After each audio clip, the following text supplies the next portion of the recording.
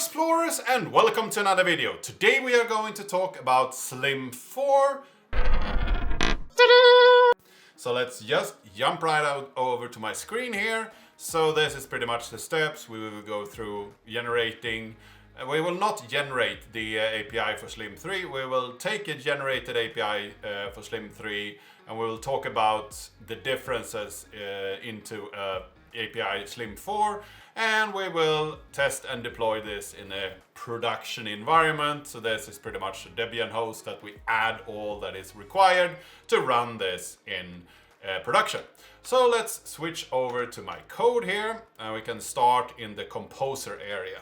So if you generate an API, you will get a composer file as well, but it will not have the Slim 4 dependencies. In order to do that, I went to the site, I went through all the different dependencies that needed to be installed. It's mainly Slim, a couple of the different PSR7 APIs, and then Slimcats, Slim 4 HTTP interrupt adapter, Llamas Ditratos, whatever that is, and then I also added this SleekDB, which I will use as my database engine. Of course, you can change that to MySQL database or something like that. Everything is written in PHP and there is a lot of things built in, but the SleekDBs look like something easy that I can just use for my API going forward. You might recognize this little GUI here. This was something that I threw together just when I wanted to look into how a Swagger API worked. And this will require a correctly implemented API in the background in order to actually function at all. So that's why I'm using it. If we go into my index PHP here and start from the top, we see that we are using the PSR response and request objects. We have a Slim factory that we will create later on. We'll create our Slim app from. And then we auto load everything that is required. So the different dependencies that we got from Composer. We will turn off error reporting. There will be some small warnings because some of these APIs are not using the 7.4 yet, so that's why I turned off error reporting, so that will work. Hopefully they will update that, or you will not use the SleekDB. That could be a good choice as well. And then I created my application here from App Factory. I do a create and I get an app. I will add a body parsing middleware, and this is to take the body text that comes in. For instance, on a post, you have a JSON body and you want to parse that. You can actually just use that data right off the bat, and you don't need to actually read it and then parse JSON and so on. And then we have a routing middleware, and this will handle get, post, and delete request, for instance. And we also have an error middleware. It's not used at the moment, but this will print out any errors to the screen or to the endpoint if there is any errors in this process. We will create a SlimDB. I just created it directly in this directory. In a production environment, you hopefully won't create it directly in the HTTP map because it needs to be writable. So hopefully you will put it somewhere else on your system where it can be writable without it actually being accessed from the storefront. And next up we have the course requirement. And course is a requirement that needs to be there in order to, so the site can't be connected from anywhere. You need to have it locked down, so you have specific applications that are allowed to run on your API.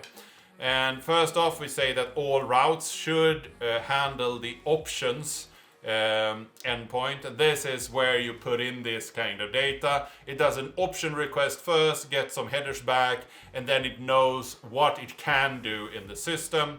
We also need to add a specific middleware here. So this is our own written middleware. In that case, you get a handle. We will create a handle and just get the response from that. And to the response, we will add some headers. And the headers are pretty simple. We give access to any site. So here we could say a specific URL or so could be what is allowed, but we say wherever you come from, you can use my API. That's the easiest one. We say that we can do request with content type, accept, origin, and authorization. Those are the headers that are allowed to be sent in, and we can use the options of get, post, put, and delete, patch, and options. So that's the methods that are allowed. Next up, we want to look at the specific endpoints. And these endpoints are generated from the Swagger generator when you generate a Slim API. They will be uppercase, so delete will be uppercase, for instance, and that is not what they are using here. They are also using the real request and response object, so you can actually change these functions and add the specific type to them if you want to be specific and know that your API gets the right type in. You don't have to, but you can. In this case, we have the delete function, and it takes request, response, and the arguments, which is the query parameters that gets in.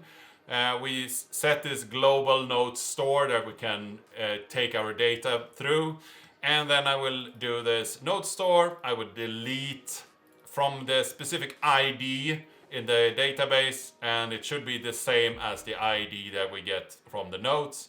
So this will delete all the posts or nodes that has this specific ID, and then I will send empty JSON back to that. You could also set, for instance, the 204 deletion was okay, response code, of course, but I'm not doing it here. It's not required for my API, but that is a good thing to do, to have the right response code. Here we have a get nodes. It's very simple as well. Just have a global node store, find all of them, and then return a JSON encoded version of that into the response.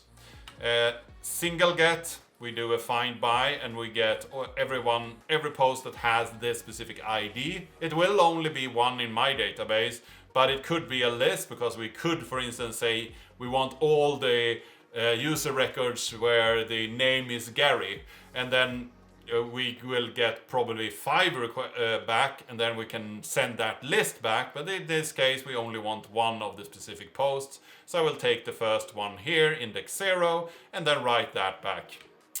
We have a patch request here, and that is taking an ID as well. And the difference between put and patch, is that put replaces an object in the database. So if you put something, it will take everything that is in that request and set to the database. And if there were any fields that were not set, that will be reset to the default value.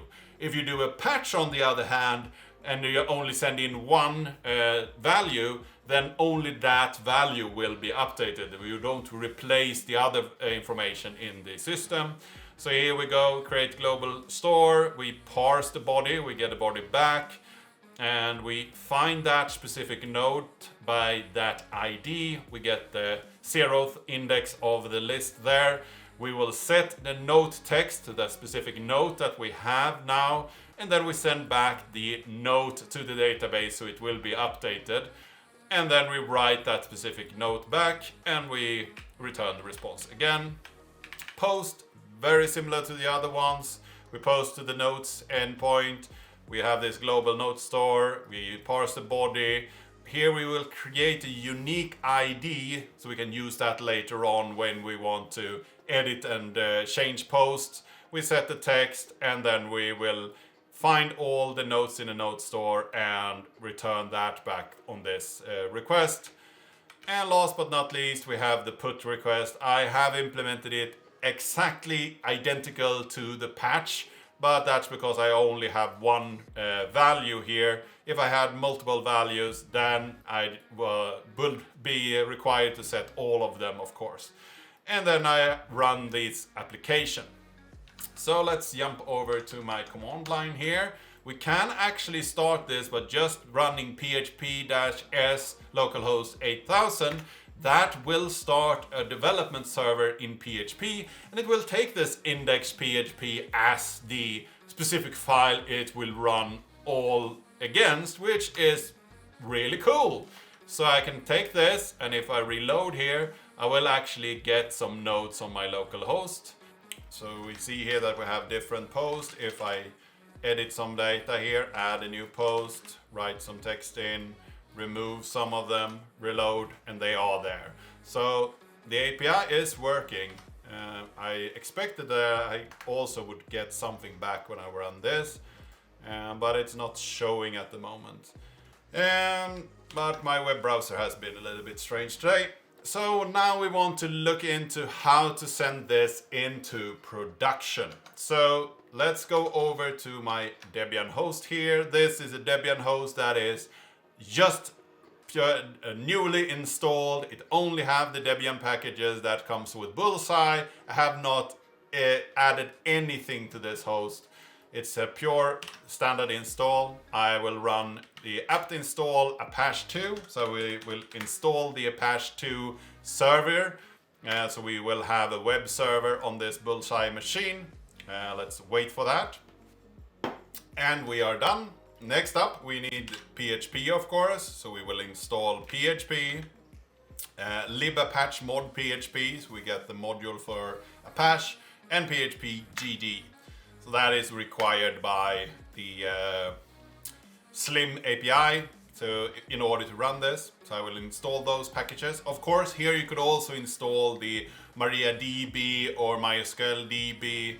So you can run those as your database layer in the background. But as I'm using the Sleek DB, I will not install any database engine here. This is just for testing and showing how to actually implement something in Slim 4. So I will not have any database implementation. Next up, we need to enable two modules. So we need to enable the rewrite module and the actions module. And this is so we can actually tell the system that we want to use this index PHP as our base. We also need to go into the Apache 2 configuration and change the, let's see here, this var vvv directory. So allow override, we will allow all of them. So that's something that we need to change. And then we can restart our Apache server with service Apache restart. And we also need to install Git so we can download my application. And we can go over to look at the specific rewrite rules that we need. So this is the HA access file, .ht access file that I will have in my root directory for this specific application. And this will turn the rewrite engine on. Then we have two conditions here, and it pretty much says if the requested file name path is available as a file or a directory, then we will not, that is a failed condition. So if it's a file, then don't do the rest. If it's a directory, then don't do the rest. But otherwise, this rule is what we will run, and it will look at any request, whatever it is.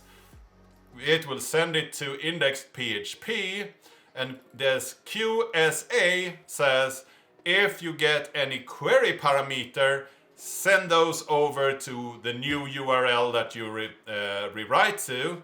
And this L parameter here, L flag, says that this is the last rule. If you write any rules after this, then don't read them, stop here, don't execute anymore. This is the last rule. So this is what these things in the HA access file is saying. So now we have installed Git here. We will go to the var vvv HTML directory. This is the standard directory for HTML files in a Debian system.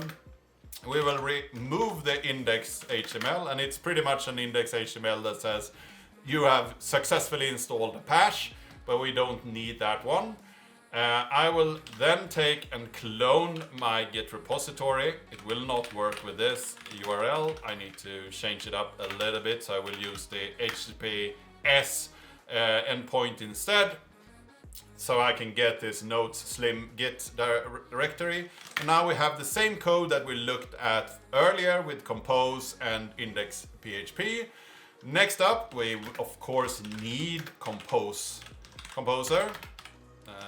in order to install the packages and dependencies that we need, and it will install Symfony and everything that is required by Composer. If you don't like dependencies, then don't use Composer, and then Slim 4 is not for you. So this will install a bunch of different things that makes your life easier with Composer.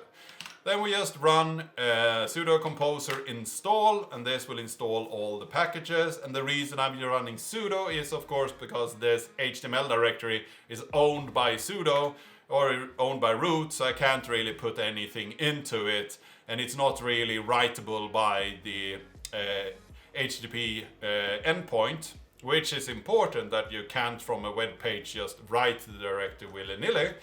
But we need to have this database directory that is writable. So I will create a database directory here, and I will set it so the owner of it is www-data. So the user and group is owning that directory, which means that they can write to it. And this is not something that you want to have in a production environment. This is just for my testing environment here. So put that data directory somewhere else if you are in a production environment. I restarted the server again just to get it running here. And if we go here and look at the Notes API, we need to have the right IP. 41 was the right IP. Let's see if we can run that. Yeah, so I switched over to another web browser here. Chrome is having some problems today.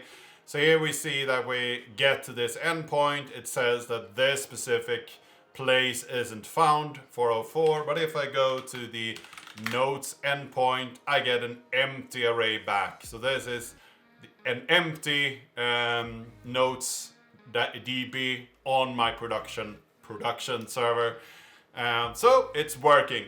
I have it installed. We can run all the different endpoints and connect our client to this and use it as an API.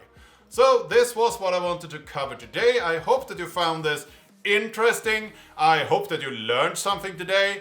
If you like this video, give it a like, share it with your friends and colleagues. If you have any comments or suggestions, leave them down in the comment section down below. If you haven't subscribed yet, please do that, and I really hope to see you in the next video.